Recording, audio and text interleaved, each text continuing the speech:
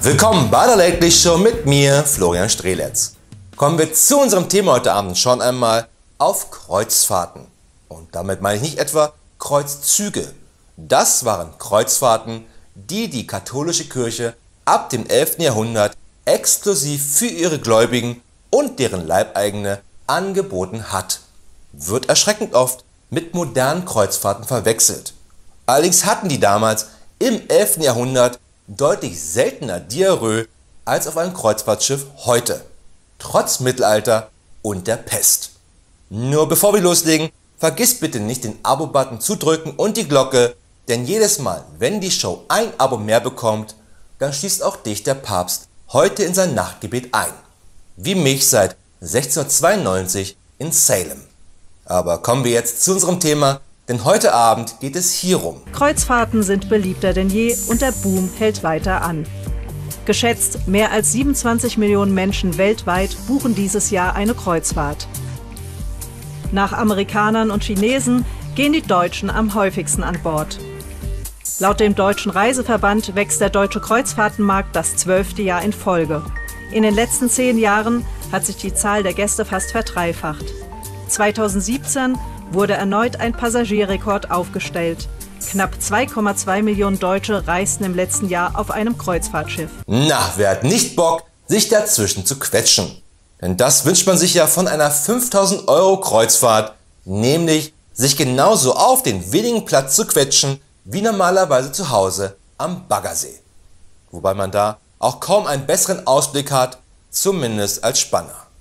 Früher waren Kreuzfahrten ein reiner Luxus, der meistens einige 10.000 Mark und später, komischerweise, die gleichen 10.000 € gekostet hat. Und damals haben die Menschen wirklich ihr Leben lang für eine Kreuzfahrt gespart, damit sie sich dann als Oma und Opa die Bahamas Kreuzfahrt leisten konnten.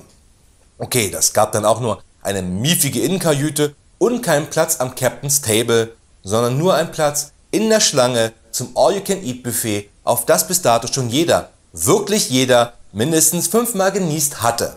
Und das schon morgens um 8 Uhr. Doch eigentlich ging es dann auch nur darum, wie die Oma den Opa möglichst elegant entsorgen kann, sodass es aussieht wie ein Unfall, damit die Oma dann mit Miguel von den Dom Rep mehr Zeit in der Kajüte verbringen konnte. Der sie natürlich nur liebte wegen ihrer sexy Bikini-Outfits, nicht wegen der Witwenrente. Was natürlich kompletter Schwachsinn ist, weil Miguel für die Oma nur ein austauschbares Boytoy war. Aber wie beim Fliegen wurden Kreuzfahrten immer billiger und sprachen damit umso mehr Menschen an, die sich nun nicht mehr für 3 Wochen Türkei, Marokko oder Ägypten all-inclusive 3.000 € ausgeben wollten, sondern für denselben Preis überall in der Welt mit einem Kreuzfahrtschiff fahren wollten und vor allem konnten. Zumal die Türkei, Marokko und auch Ägypten in Zeiten des globalen Terrorismus immer gefährlicher für Touristen wurden. Ganz im Gegensatz zu Kreuzfahrtschiffen. Bekanntlich kann sich ein IS-Kämpfer das nicht leisten, beziehungsweise hat eingesehen, dass Kreuzfahrtschiffe mehr die Umwelt schädigen, als der IS in 100 Jahren schaffen würde. Denn Kreuzfahrtschiffe sind gigantische Dreckschleudern. Ein Flair von weiter Welt kommt mit der Norwegian Bliss nach Bremerhaven. Allerdings umweht von einer umweltschädlichen Wolke. Der moderne Kreuzliner fährt mit Schweröl oder Marinediesel und das verpestet die Luft in der Stadt, ärgert sich Sönke Hofmann vom NABU. In dem Treibstoff, den die fahren, dürfen sie hier an Land 100-mal mehr Schwefel emittieren als ein Auto. Und draußen sind es 3.500-mal mehr Schwefelbelastung, die wir haben. Das heißt, ein so ein Kreuzfahrtschiff verursacht die Abgase von sonst Millionen PKWs auf einer Fahrt. Und das muss man sich einmal vorstellen. Wir reden immer gerne über die Feinstaubbelastung in den Städten, dass am besten alle Autos gar nicht mehr fahren sollten.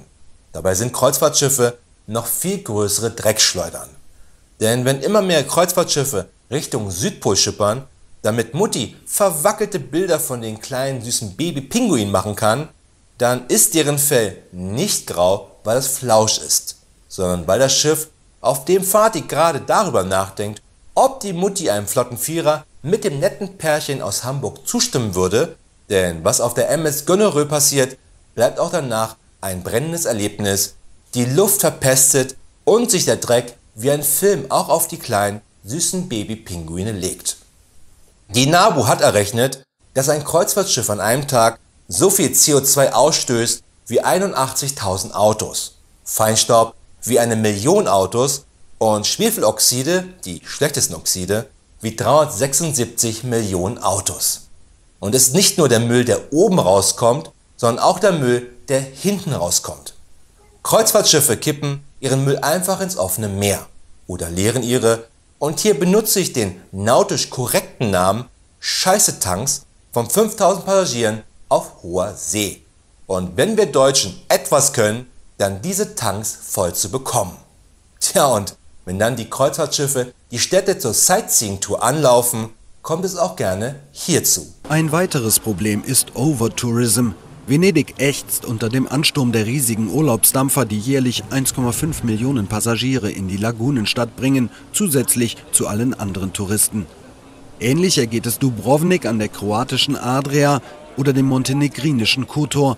Schon drängt das zweite Schiff in den engen Hafen, spuckt noch mehr Touristen aus. Kotor, UNESCO-Weltkulturerbe, berühmt für die über 4 Kilometer lange Stadtmauer, umkämpft von Griechen, Römern und Mongolen. Jetzt eingenommen von Touristen. Eine Sache haben wir uns heute noch nicht angeschaut, nämlich, dass Kreuzfahrtschiffe nicht nur schwimmende Petrischalen für alle Krankheiten dieser Welt sind, sondern auch der perfekte Ort für Verbrechen. Einem Bericht des US Department of Transportation nach kam es alleine 2018 zu über 120 mutmaßlichen Verbrechen auf Kreuzfahrtschiffen. Verbrechen wie Morde, Vermisstenfälle, Tode mit ungeklärter Todesursache, dabei durch das Buffet nicht mitgezählte Tode, sexuelle Übergriffe, Entführungen, was auf hoher See etwas limitiert ist, Übergriffe mit schwerer Körperverletzung und Diebstähle von über 10.000 $. Und eine einzige Kopfschmerztablette, die ich jetzt nach der Aufzählung schon brauche, kostet bis zu 50 € im Bordkrankenhaus. Und so ein Raub wird vom US Department of Transportation noch nicht einmal mitgezählt. Das größte Problem bei den über 120 Verbrechen ist nur, dass 3/4 sexuelle Übergriffe waren, und das reichte bis hin zu Vergewaltigungen. Das viel größere Problem dabei ist aber die Beweissicherung. Diese kann teilweise erst im nächsten Hafen durch die örtliche Polizei durchgeführt werden. Also genau in dem Hafen, wo ein Vergewaltiger aussteigen kann und sich dem nächsten Schiff zuwenden kann. Das ist krank. Nur stellt sich bei immer größer werdenden Schiffen irgendwann die Frage, wohin mit den alten und vor allem kleineren Kreuzfahrtschiffen? Die landen dann hier. Es ist ein Knochenjob. Barfuß und ohne Schutzhandschuhe zerlegen die Arbeiter auf dem Schiffsfriedhof in Chittagong ganze Frachter. Im beißenden Rauch der Schweißbrenner fällt das Atmen schwer. Am Tag verdient Alamgir etwa 5 €. Eine Kranken- oder Unfallversicherung hat keiner der etwa 20.000 Werftarbeiter. Dabei verdienen die Abwrackfirmen pro Schiff bis zu 1 Million €. Sobald ein Schiff nur noch aus seiner stählernen Hülle besteht, zerlegen Schwärme von Arbeitern das Skelett mit Schneidbrennern in bewegliche Stücke. Die werden von Trägern zum Ufer geschleppt und eingeschmolzen. Eigentlich komisch, dass keine Kreuzfahrt auch mal nach Alang führt, damit jeder auch mal live durch die Abwrackwerft geführt wird, wie ansonsten durch Pisa. Machen wir das mal themengerecht. Sehr geehrte Damen und Herren, willkommen in der weltgrößten Abwrackwerft in Alang. Links können Sie originale Sicherheitshelme kaufen, was natürlich totaler Blödsinn ist, denn hier arbeitet keiner mit Sicherheitshelm.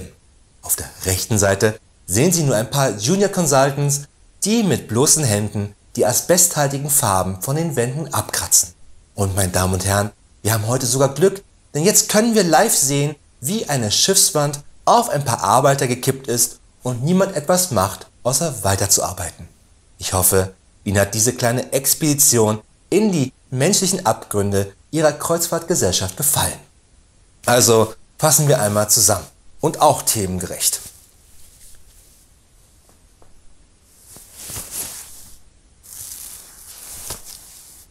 Sehr geehrte Passagiere, wenn Sie weiterhin die Welt verdrecken wollen mit mehr CO2 und Schwefeloxiden, als alle Eisbären der Welt vertragen können, buchen Sie bitte weiter billige Kreuzfahrten, jetzt auch beim Discounter Ihres Vertrauens. Nichts fühlt sich besser an, als neben einem ohne Narkose kastrierten Schwein für das schöne Schweineschnitzel auch noch eine schöne Discounter-Kreuzfahrt zu buchen. Denn es ist wichtig, nicht nur die Umwelt hier bei uns zu Hause zu zerstören, wenn man das auch weltweit machen kann. Vielen Dank, dass Sie sich für die MS Schwimmender Scheißetank von der Reederei Evil Kreuzfahrten entschieden haben, denn unser Ziel ist seit 1099 100-mal mehr Schwefel emittieren als ein Auto. Ich denke, dass ich nie gerne unehrenhaft entlassen wurde wie jetzt. Aber noch eine kleine Sache. Spätestens seit der Corona-Krise sollte uns bewusst sein, dass Kreuzfahrtschiffe auch eine schwimmende Petrischale sind. Mit Corona haben wir das jetzt auch einmal medienwirksam erlebt. Aber Jahr für Jahr kommt es auf Kreuzfahrtschiffen immer wieder zu Ausbrüchen der allermöglichsten Krankheiten. Meistens durch die fehlende Hygiene an Bord. Sowohl beim Schiff, das sich nach dem Toilettengang die Schiffsschraube nicht 30 Sekunden lang wäscht, aber vor allem durch die Passagiere selber. Der Ort, wo sich die meisten Menschen gerade Magen-Darm-Erkrankungen einfangen, ist das Bordrestaurant. Und das auch nur zu einem kleinen Teil wegen dort angebotenem Essen, sondern vor allem wegen der guten Menschen, die am Buffet alles mit ihren Händen einmal anfassen, was richtig ist, denn nur so kann man herausfinden, auf was man dann anschließend am besten niest. Also sollten wir jetzt einmal den Schritt wagen und diese schwimmenden Pesthaufen abschaffen. Zum einen, damit wir vielleicht auch noch ein paar Jahre länger leben. Und zum anderen, damit die Umwelt vielleicht auch noch ein paar Jahre länger durchhält. Das war's wieder von der Show für heute. Aber keine Sorge, wir sind wieder am Freitag mit den Lately News. Bis dahin eine gute Nacht und viel Glück da draußen.